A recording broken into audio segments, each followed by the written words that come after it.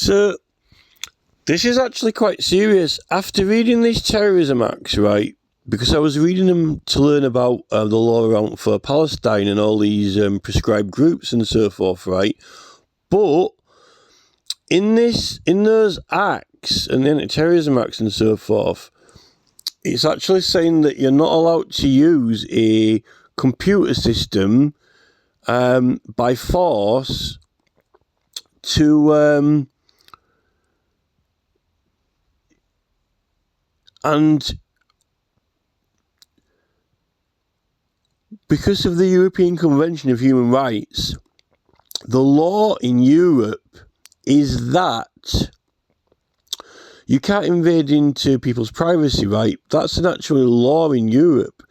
You're not supposed to be able to invade privacy unless there's an urgent pressing social need. So all business and commercial needs are urgent pressing social needs, not just for like them getting your information for studying and so forth, right? But because it's online and digital, this is the thing. What Facebook are doing, when they force you to consent, they say, right,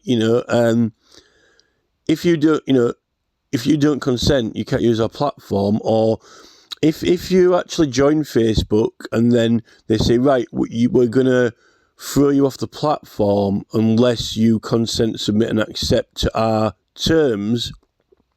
Well, those terms are illegal in Europe because it goes against the right to privacy, right? So what they're doing is they're using a threat, right?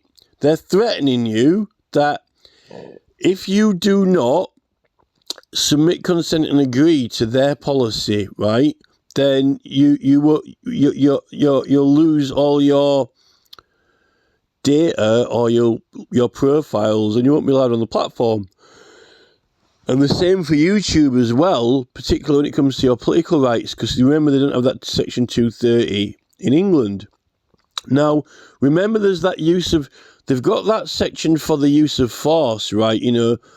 The use of force to make a government do something or not do something, right? Well, this is what Facebook and YouTube and those platforms are doing to us with their policy.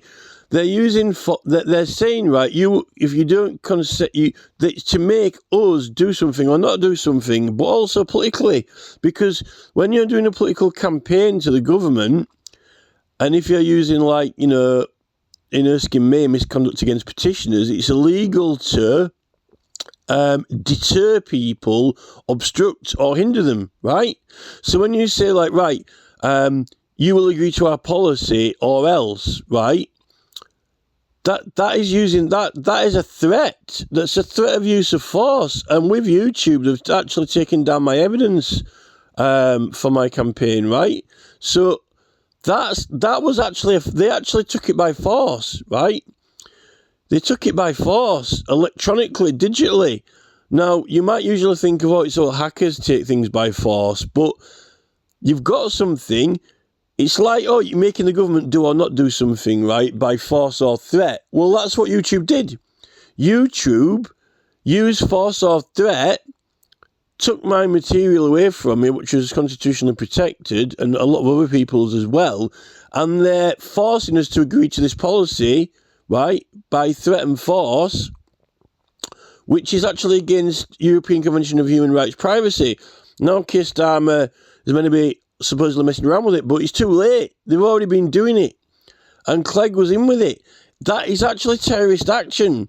And what they've done with it is it was a Trojan to get into the situation where they are now so they could advance this digital agenda, right? But around the whole rest of the world, it's different to Europe, because in Europe, right, you've got the right to privacy. But then, I don't know what the hell Germany are doing with this. Apparently, I think in Germany or something, apparently the government's passed facial recognition, but how is there any privacy in public? It's like the Big Brother show, so I really don't know what they're doing there. But definitely in England, these platforms are actually being advertised on the government website now. So the government are actually working with them. Mark Zuckerberg is actually a terrorist, actually, and you usually think of a digital online cyber terrorist as something maybe like the Anonymous or someone like that, but it's actually Zuckerberg and Sergey Brin. They've used these policies which fought to do it by force, right? When firstly in Europe it's against the European Convention of Human Rights, giving out all this data to third parties, and then but the main one is the constitutional right, because we don't have the Section 230 in England, right? So it falls under that category and area of when they've, to this government in this country, using by force to make a government do or not do something unlawfully and illegally, which is like using digital online, computer systems to do it. They've actually used digital online computer systems to force us to agree and consent to these policies, which are against the European Convention of Human Rights. And further to that, the political part of it definitely is terrorism, because my channel that's been taken down is the example of they've used it by force, unlawfully, illegally, right? So that falls under terrorism offences. I don't actually think that Sir Ken McCallum is going to do anything about it, because the government are advertising and promoting all these platforms on their website, and they're all in on it. So it's kind of like our own government is working with cyber terrorists against our own political rights and also against our privacy. And it's about and it's all tied into that Nick Clegg and Mark Zuckerberg interview, right? And they've done it against the European Convention of Human Rights, definitely, and also against the constitutional law of England. And this current programme they've got now, the BBC have got a series which is on now by that Russell T Davies called The War Between the Land and the Sea. And they're using kind of like propaganda and psychological innuendos and things like that in that programme, and it actually highlights all the situations and technology and everything like that. They're demonstrating and showing in that programme, right? But I don't know if they're highlighting it as a good thing or what. But however, how you get into that situation where they've even got it and they've even got access to it, they had to break the law. They had to break the law to get into that situation, to get us to put all our photographs on there and create profiles and things like that, right? Unless they're like going on people's computers covertly or whatever, right? But it's all about getting people used to it and getting people to accept it. This is why they use this consent, accept. They did it in a social sense and made it look very kind of approachable and friendly and like, wasn't invasive. But as soon as they start getting all these algorithms underneath, and then they're looking at things, what you're doing on other...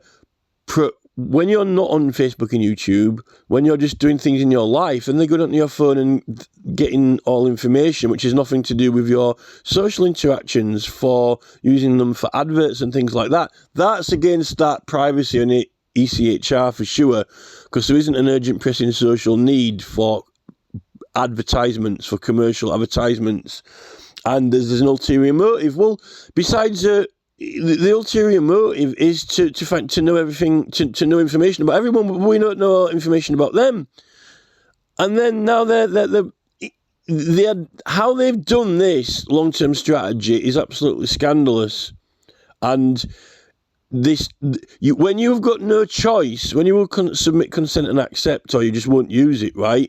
And then it becomes the main social thing that they're getting everyone on, and then the government are advertising it on their website, right? Where's the alternative? Where was the alternative? Where were all these other big platforms? Where are like the 10, 20, 30, 40 platforms that don't have submit consent accept, that don't look at your information and data? Where were they? They weren't. The BBC advertised Facebook, told everyone to go on it. Then there's YouTube's become this big video platform, and then Google are doing search engine that they got everyone to go on, and then it starts getting into all this, protein study, science and all this, and, alphabet, as if there's no alternative, and all this other stuff. And then Google becomes this huge big company that's going to take over the world. They've all of the media and the governments have backed it. Where are all the alternative platforms? There aren't any. They must have suppressed them or hid them or prevented them from being successful. There's never been as many music artists now on planet Earth. Yet, why is it all, it's the similar thing to how Jeff Bezos ended up doing Amazon and everyone used Amazon. You say, well, maybe he's just better. It's actually not. They're taking out their competition. They're actually taking out competition. And David Cameron said, oh, yeah, he wants a competitive market when there's lots of different options. Where was the competitive market to Google? Where's the competitive market to Facebook and YouTube?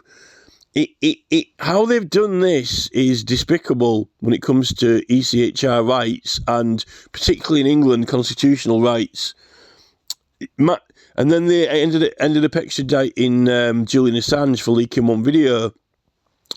Mark Zuckerberg and Sergey Brin and YouTube have committed terrorist acts, and I don't think that Sir Ken McCallum is going to do it about it, because by the looks of it at the moment, everyone in the British government who are, engaged in all these big platforms and government departments are advertising them on the government website when they're commercial for profit entities. That proves it. I mean, was an urgent pressing social need. They're actually making money out of it. It's for profit and for business and commercial adverts. The BBC doesn't have commercial adverts. The government is using our taxpayer money to advertise and promote massive for-profit commercial platforms for contacting MPs to coerce everyone, encourage them to go on them, accept consent and submit policies which are actually being illegally taking down constitutionally protected material. Yet, they're not prosecuting those platforms for terrorism on a digital platform. When it says using a digital system by force. Using a digital system by force is terrorism. That's what YouTube did to my channel. That's what YouTube has done to my evidence for my investigation, my Parliament investigation. YouTube and Google have used terrorism, online digital system terrorism, against my channel, right? And they've forced everyone to submit, consent, accept, and agree, right, to commercial and third-party private business use of all their secret private information, and actually use it against them to try and influence them as well, right? Now, they're actually using this on the War Against the Land and the Sea. They've got that scene when they've got this the alien in the water, and then they've got the military there, and they're going to agree. Well, we didn't actually have no option to agree or not. After the BBC got everyone to go on Facebook, right? If you didn't continue agreeing, you couldn't continue speaking and socialising with your friends on there because you wouldn't be able to use the platform. So that's Trojan entrapment, right? It's Trojan entrapment. And, I think that this goes back to 1996, when they did the Online Decency Act. There were no need to do that Section 230 ridiculous thing. But then they didn't have these big, huge platforms like this. They all had independent, separate forums and things like that. I really don't know how they did that in America for the elections, because in England you can't intervene in an election, right? Because if you intervene in an election, it's quite serious. Even the police aren't allowed to take election material or influence election material when it's lawful election material, right? So in America, it seems quite strange to me how they would have made that Section 230 so that platforms could possibly intervene in the American electoral process, which seems quite strange. under that ridiculous 230 Good Samaritan thing, you see, what would Donald Trump have done, right? What would